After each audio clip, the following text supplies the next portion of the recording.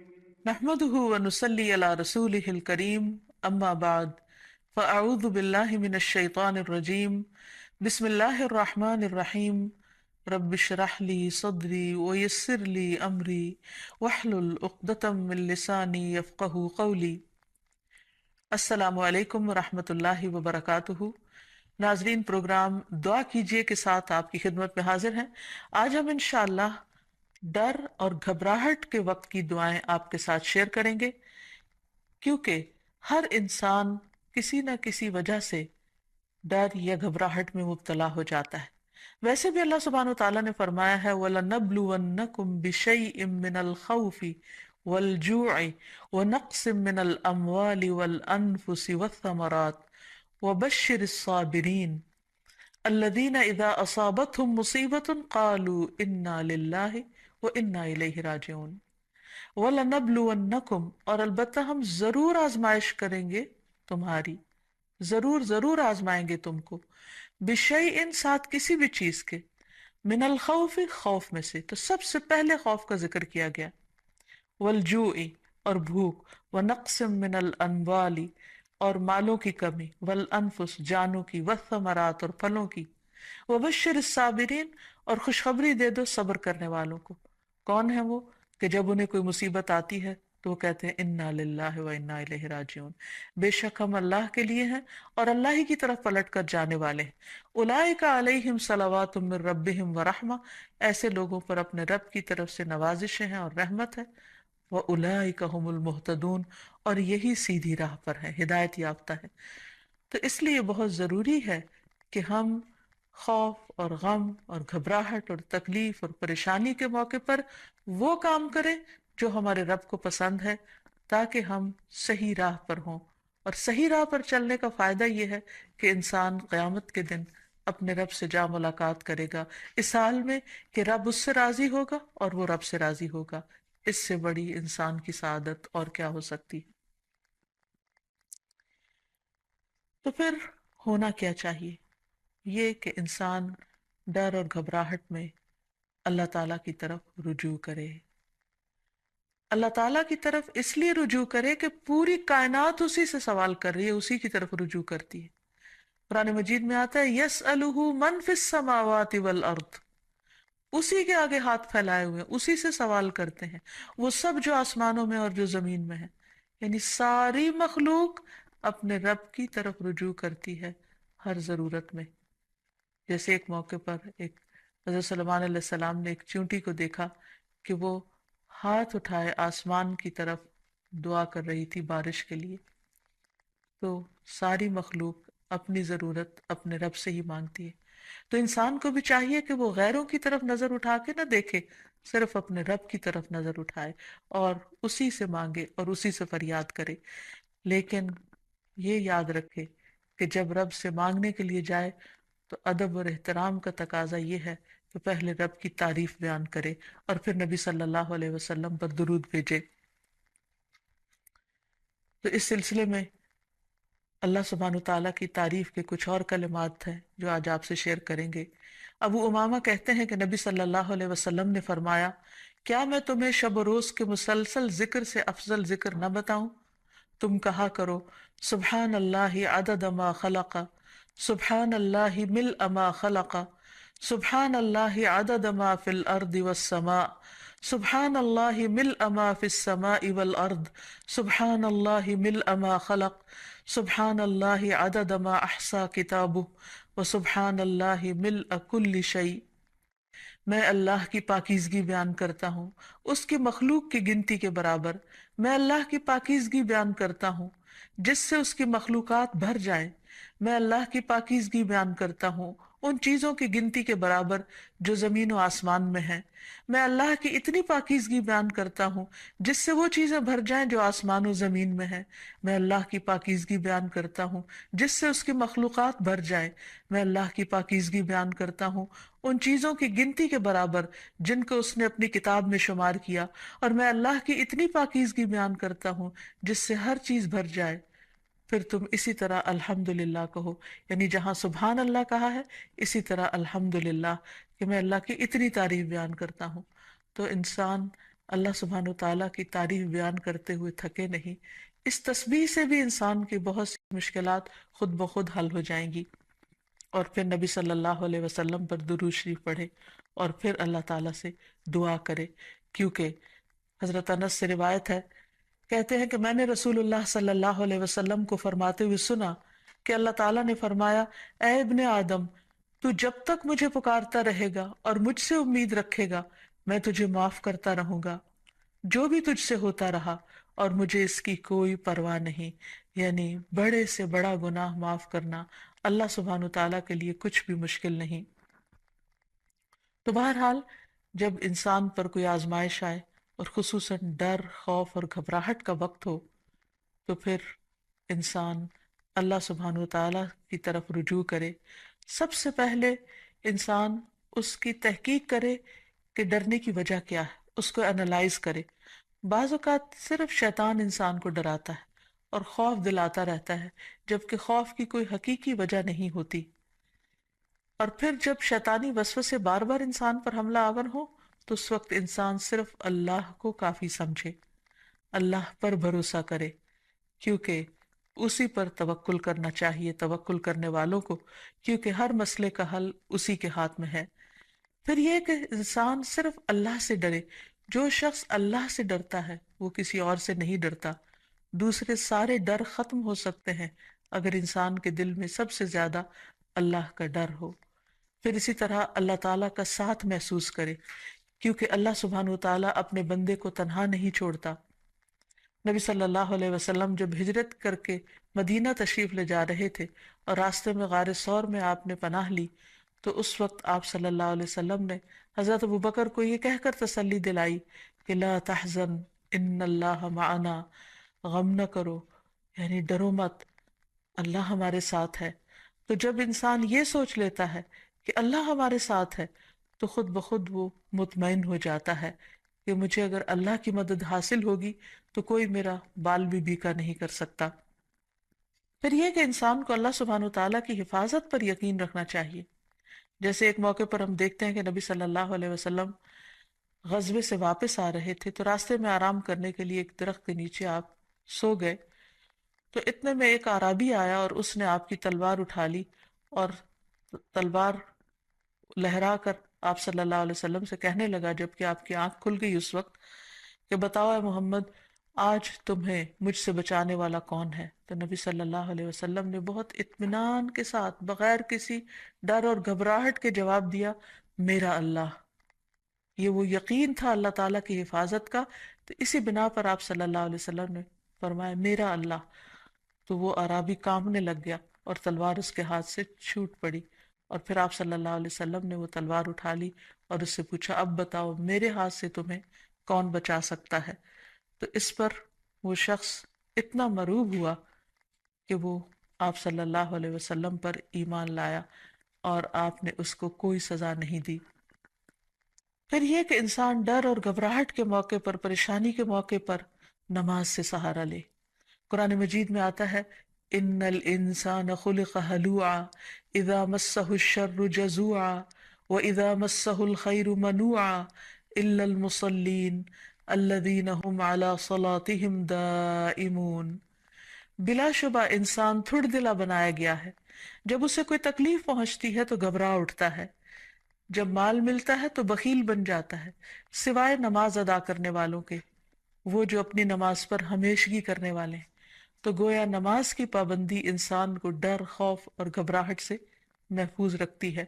انبیاء علیہ السلام کا طریقہ یہ تھا کہ جب بھی انہیں خوف یا گھبراہٹ ہوتی تو فوراً نماز کے لیے کھڑے ہو جاتے، جیسے نبی صلی اللہ علیہ وسلم کے بارے میں بھی آتا ہے، اور اللہ تعالیٰ کا حکم بھی ہے قرآن مجید میں، وَاسْتَعِینُوا بِالصَّبْرِ وَالصَّلَاةِ، صبر اور نماز کے ساتھ مدد مانگو۔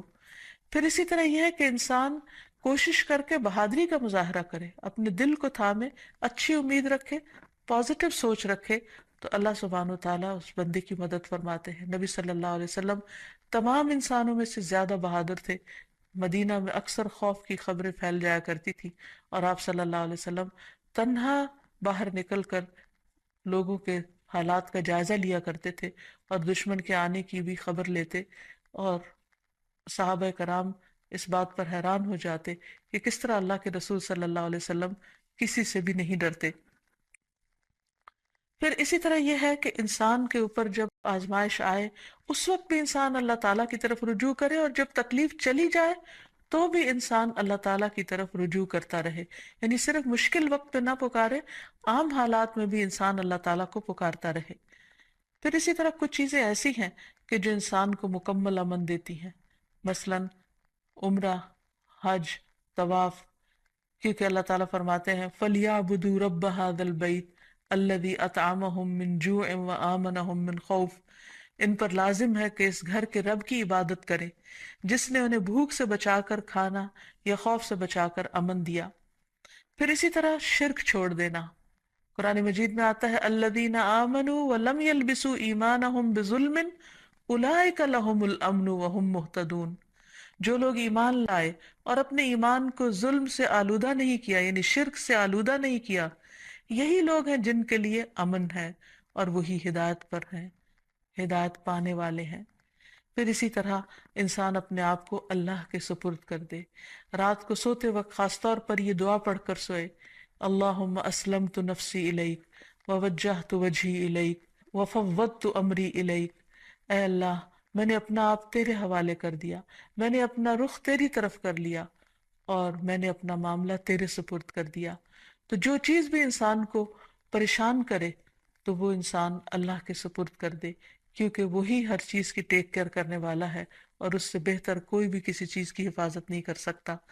پھر اسی طرح انسان اگر چاہتا ہے کہ ہمیشہ دنیا اور آخرت میں امن میں رہے ہر خوف اور گھبراہٹ سے، تو اللہ کی طرف سے آئی ہوئی ہدایت کی پیروی کرے۔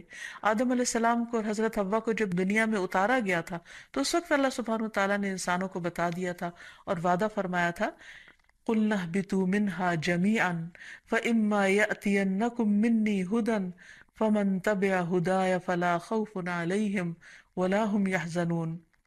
ہم نے کہا سب کے سب اس سے اتر جاؤ، پھر اگر کبھی تمہارے پاس میری طرف سے واقعی کوئی ہدایت آ جائے تو جو میری ہدایت کی پیروی کرے گا اس پر نہ کوئی خوف ہے اور نہ وہ غمگین ہوں گے۔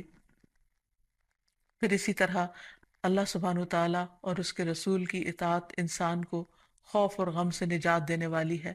اللہ تعالیٰ فرماتے ہیں یا بنی آدم اما یأتینکم رسل منکم یقصون علیکم آیاتی فمن اتقی واصلح فلا خوف علیہم ولا هم یحزنون۔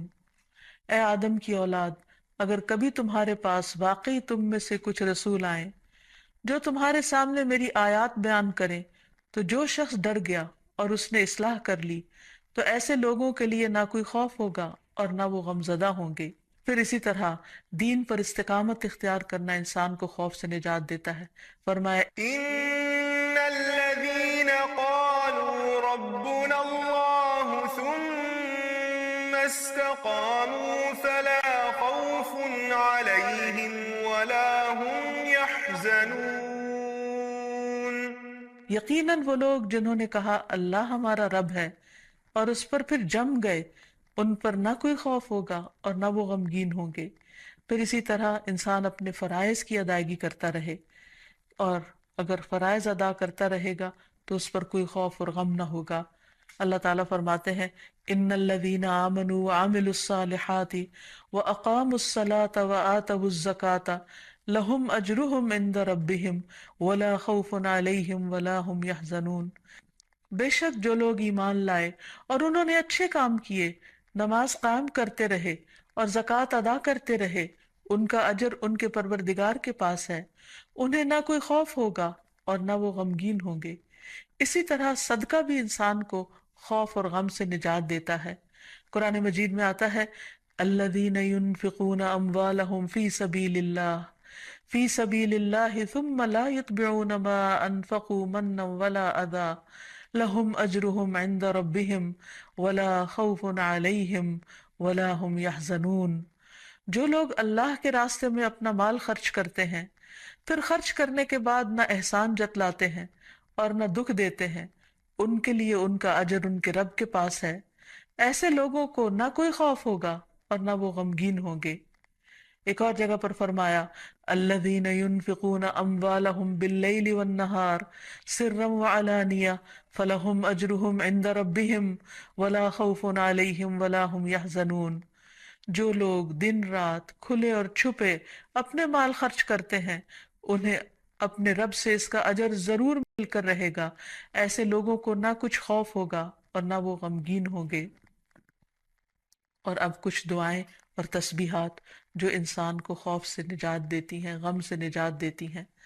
سب سے پہلے تو رسول اللہ صلی اللہ علیہ وسلم کی ایک حدیث کہ آپ نے فرمایا جو رات سے خوف آئے کہ وہ اسے پریشان کرے گی، کچھ لوگوں کو اندھیرے سے ڈر لگتا ہے، یا مال کے ساتھ بخل کرے کہ وہ خرچ ہو جائے گا، یعنی کسی کو کچھ دیتے ہوئے اس کے دل میں گھبراہٹ ہوتی ہے، یا دشمن کے ساتھ بزدلی کرے کہ وہ اسے قتل کر دے گا، یعنی دشمن کا خوف ہو جان سے جانے کا، تو اسے چاہیے کہ وہ اس قول کی کثرت کر دے سبحان اللہ و بحمدہ، سبحان اللہ و بحمدہ، سبحان اللہ و بحمدہ۔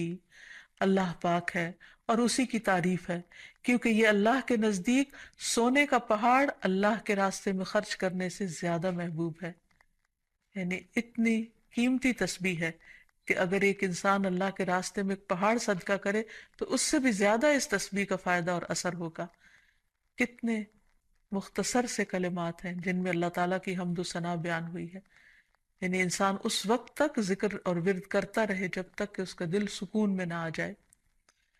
ایک اور روایت میں آتا ہے، عبداللہ ابن عمر رضی اللہ عنہ روایت کرتے ہیں کہ رسول اللہ صلی اللہ علیہ وسلم ڈر یا گھبراہٹ کے موقع پر انہیں یہ کلمات سکھایا کرتے تھے، اعوذ بکلمات اللہ التامۃ من غضبہ وشر عبادہ ومن ہمزات الشیاطین وان یحضرون، میں اللہ کے کامل کلمات کی پناہ میں آتا ہوں، اس کی ناراضگی سے، اس کے بندوں کی شرارتوں سے، شیطانوں کے وسوسوں سے، اور اس بات سے کہ وہ میرے پاس آئیں۔ پھر اسی طرح ڈراؤنے خواب سے بچنے کے لیے بھی نبی صلی اللہ علیہ وسلم نے یہی دعا پڑھنے کے لیے فرمایا۔ پھر اسی طرح رات کو نیند میں گھبراہٹ کی دعا، یعنی یا نیند آئے نہ، یا نیند کے اندر انسان خوف کھائے یا اسے گھبراہٹ شروع ہو جائے، تو اس کے بارے میں خالد بن ولید روایت کرتے ہیں کہ میں رات کو نیند میں گھبرا جایا کرتا تھا، پھر میں نبی صلی اللہ علیہ وسلم کے پاس حاضر ہوا تو میں نے عرض کیا میں رات کو نیند میں ڈر جاتا ہوں تو میں اپنی تلوار اٹھا لیتا ہوں اور جو چیز سامنے آتی ہے اسے تلوار سے مار ڈالتا ہوں، تو رسول اللہ صلی اللہ علیہ وسلم نے فرمایا کیا میں تمہیں وہ کلمات نہ سکھاؤں جو مجھے روح الامین نے سکھائے ہیں، یعنی جبریل امین نے؟ کہو اعوذ بکلمات اللہ التامات التی لا يجاوزهن بر ولا فاجر من شر ما ينزل من السماء وما يعرج فيها ومن شر فتن الليل والنهار ومن كل طارق الا طارقا يطرق بخير يا رحمن۔ میں اللہ کے تمام کلمات کے ذریعے پناہ مانگتا ہوں جن سے آگے نہ کوئی نیک اور نہ کوئی فاجر بڑھ سکتا ہے، ان تمام چیزوں کے شر سے جو آسمان سے اترتی ہیں اور جو آسمان کی طرف چڑھتی ہیں، اور رات اور دن کے فتنوں کے شر سے، اور رات کو ہر آنے والے کے شر سے، سوائے اس کے جو خیر کے ساتھ آئے، اے نہایت رحم کرنے والے۔ پھر اسی طرح انسان کو صبح و شام عافیت کی دعا بھی پڑھنی چاہیے۔ ابن عمر رضی اللہ عنہ کہتے ہیں کہ رسول اللہ صلی اللہ علیہ وسلم صبح و شام ان دعاؤں میں سے کسی دعا کو چھوڑتے نہیں تھے۔ اللہم انی اسألک العافیت فی الدنیا والآخرہ، اللہم انی اسألک العفو والعافیت فی دینی و دنیای و اہلی و مالی، اللہم استر عوراتی و آمر روعاتی، اللہم احفظنی من بین یدی و من خلفی و عن یمینی و عن شمالی ومن فوقی واعوذ بعظمتک ان اغتال من تحتی۔ اے اللہ میں دنیا اور آخرت میں تجھ سے عافیت کا سوال کرتا ہوں، اے اللہ میں تجھ سے اپنی دنیا اور دین، اپنے اہل خانہ اور مال کے متعلق درگزر اور عافیت کا سوال کرتا ہوں، اے اللہ میرے عیوب پر پردہ ڈال دے اور خوف سے مجھے امن عطا کر دے، اے اللہ آگے پیچھے دائیں بائیں اور اوپر کی جانب سے میری حفاظت فرما، اور میں تیری عظمت سے تیری پناہ میں آتا ہوں کہ مجھے نیچے سے اچک لیا جائے، یعنی زمین میں دھنسنے سے۔ تو یہ وہ خوبصورت دعائیں ہیں نبی صلی اللہ علیہ وسلم کی سکھائی ہوئی، کہ جن کو پڑھنے سے انسان ہر طرح کے خوف، غم اور گھبراہٹ سے آزاد ہو سکتا ہے۔ اللہ تعالی ہمیں توفیق دے کہ ہم ان دعاؤں کو پڑھ سکیں اور ہر حال میں اپنے رب ہی کو پکاریں، تاکہ وہ ہماری طرف رحمتوں کے ساتھ متوجہ ہو۔ وآخر دعوانا ان الحمد للہ رب العالمین۔ السلام علیکم ورحمۃ اللہ۔